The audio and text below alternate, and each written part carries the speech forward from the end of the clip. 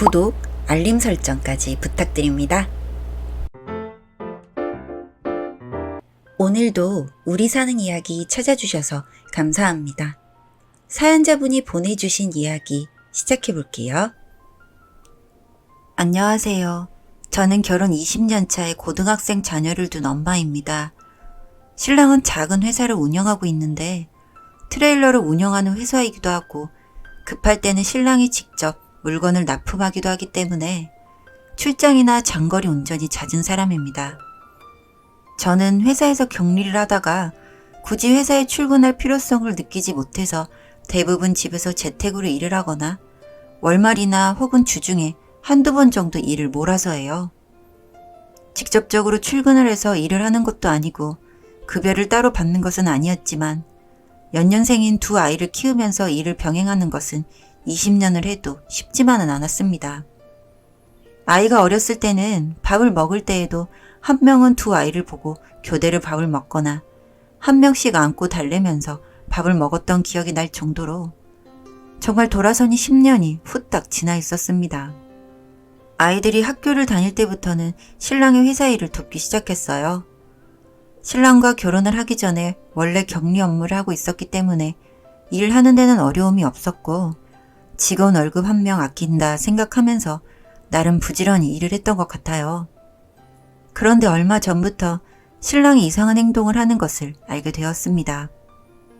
신랑은 회사의 대표로 있기 때문에 물품 배송이 있다고 해도 직접 나가는 일이 극히 드물었는데 최근 들어 근거리를 직접 배송을 하겠다고 하면서 하루나 이틀 정도 그 지역에 가서 여행을 즐기고 오더라고요. 그래서 기왕 갈 거라면 혼자 가는 것보다 저랑 같이 가면 좋을 것 같아서 신랑에게 이 문제로 이야기를 꺼낸 적도 있었습니다. 여보, 요즘 출장 자주 다닌다면서 나도 좀 데리고 다녀. 애들 대학 가니까 너무 심심하네. 심심하면 취미생활을 좀 해. 운동이라도 좀 다니던지. 처녀 때 몸 반만 돼봐라. 내가 안 데리고 다니나. 에이, 애들 키우고 하다 보니 언제 이렇게 된지도 모르겠다. 아휴, 나 요즘 혼자 여행 다니고 하는 게 낙이야. 당신도 당신 취미 찾아서 해. 신랑은 참 매정하게도 저를 데리고 다니지 않더라고요. 그래서 집에서 있기 적적하기도 해서 신랑의 회사로 출근을 했습니다. 점심때 신랑이랑 같이 밥이라도 나가서 먹고 하면 예전에 풋풋한 느낌이 좀 나지 않을까 해서요. 신랑 회사에는 대부분 배송을 하는 분들이 많아서 사무실에는 전산 업무를 봐주는 여직원 하나에 신랑 그리고 물류 쪽을 담당하는 남자 사원 이렇게 셋이 근무를 해요. 그나마도 물류 쪽 사원은 배송 기사님들이랑 밥을 먹거나 도시락을 싸우는 경우가 많아서 여직원이랑 신랑이 둘이 밥을 먹는 날이 많았다는 말에 결국 여사원과 신랑과 함께 몇 번 점심을 먹고 회사 화장실을 들렀습니다. 신랑 회사의 화장실은 남녀가 구분되어 있기는 한데 방음이 잘 안 되는 구조라서 외부의 소리가 잘 들려요. 소변을 누고 나와서 손을 씻으려고 하는데 벽 뒤쪽에서 말소리가 들렸습니다. 요즘 사모님 왜 계속 나오시냐? 몰라. 덕분에 회사 분위기 우중충하네. 그러니까 둘이 놀러라도 나가요. 우리도 좀 쉬고 하는데. 아이, 미영이 그년도 대단해. 나이 차이가 몇인데 그러고 싶나? 너 그거 몰라? 걔 무슨 원조교제처럼 돈 받고 만난다는 썰이 있더라? 에이, 뭘 그렇게까지. 그냥 사장님이 잘 사주나 보지. 다 필요 없고 또 출장이나 가시면 좋겠다. 그 말을 듣고 저는 그 자리에서 벙쪄 있었습니다. 그 여사원은 20대 중반이고요. 저희 신랑은 40대인데 어떻게 삼촌뻘의 사람이랑 그럴 수가 있는 건지. 그리고 다시 사무실로 들어갔는데 그 사실을 알아서 그런지 사무실의 분위기 또한 묘한 느낌이라서 그냥 그대로 나와버렸어요. 집에서 신랑이 씻고 있는 사이에 신랑의 휴대폰을 봤는데 역시 기계치라서 그런지 잠금 같은 건 없었고요. 카톡에는 둘이 찍은 사진이라든지 다음 출장 계획, 출장지에서 가고 싶은 맛집 등 여러 내용이 나왔습니다. 씻고 나온 신랑에게 따져 물었습니다. 당신 바람피니? 뭐야, 남의 폰을 왜 봐? 증거 확실하고 반응도 정확하네. 내가 반평생을 가족들을 위해서 희생하고 이제야 찾은 사람이야. 건드리지 마. 그럼 나는? 내 인생은? 우리 아이들은? 이게 아무것도 아니라고? 말꼬리 잡지 마. 당신도 이제 당신 인생 살아. 그리고 이혼은 절대 안 돼. 뭐? 애시당초 이혼은 생각도 없었어요. 저희 나이쯤 되면 서로 상대방 외도 사실을 알고도 자식 때문에 그냥 사는 부부들 많아요. 각자 애인 있는 부부도 많고 정말 한 번의 실수로 끝나는 사이도 많은데 신랑은 걸린 바당에 당당히 만나고 싶은 것 같았습니다. 그리고 저한테 마음이 식은 신랑이 이혼을 하지 않으려 하는 것도 그 내연녀가 본인과 재혼은 하지 않을 것 같았을 거고 병원에 몸져 누워있는 부모님께 말하고 싶지 않아서일 거라는 생각을 해봤어요. 그래도 이렇게 바보같이 살고 싶지는 않아서 그 여자를 따로 불러내서 만났습니다. 왜 우리 신랑 만나는 거예요? 사람 만나는데 이유가 있나요? 좋으니까 만나죠. 아니, 이해가 안 되잖아요. 나이 차이가 삼촌뻘인 건 알고 있죠?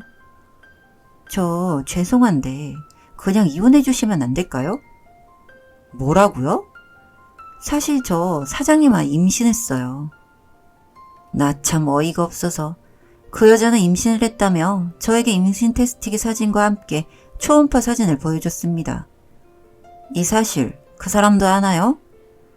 아니요, 아직 말 못했어요.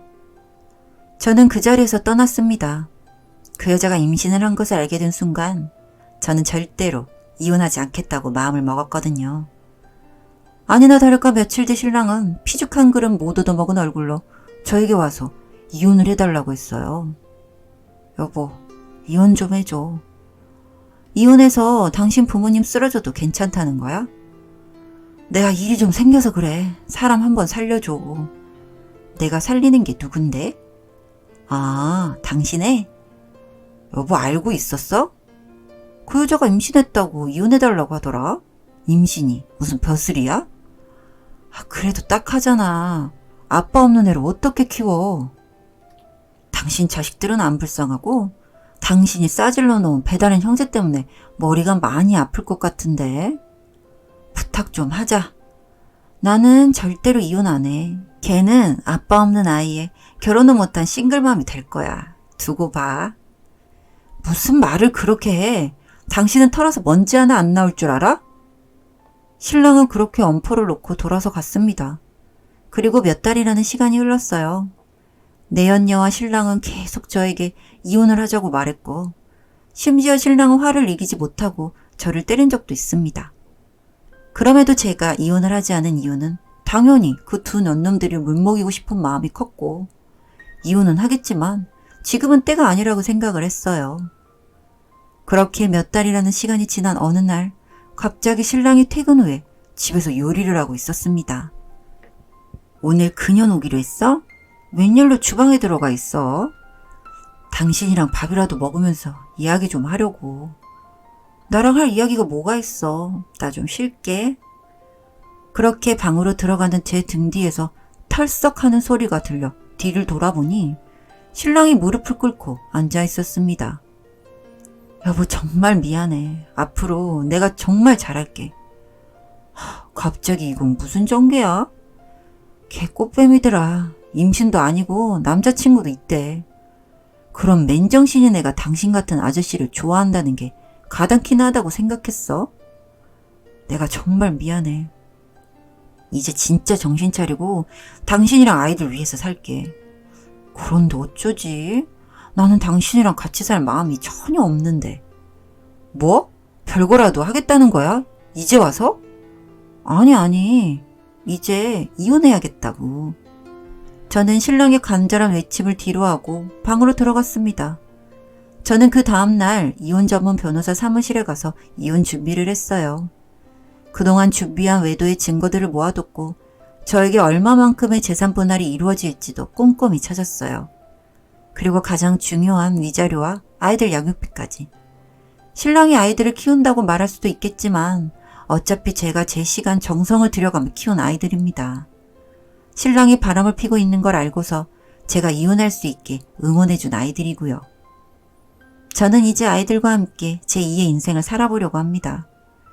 인수인계도 안 해주고 내연녀도 퇴사를 하고 저도 일을 그만두게 되었으니 정리가 안 된 상태에서 운영을 해야 하고 가족에게도 버림받은 그 사람이 어떻게 지낼지 제 두 눈으로 못 보는 게 아쉬운 밤이네요. 여기까지 제 이야기 들어주셔서 감사합니다. 사연은 여기까지였고요.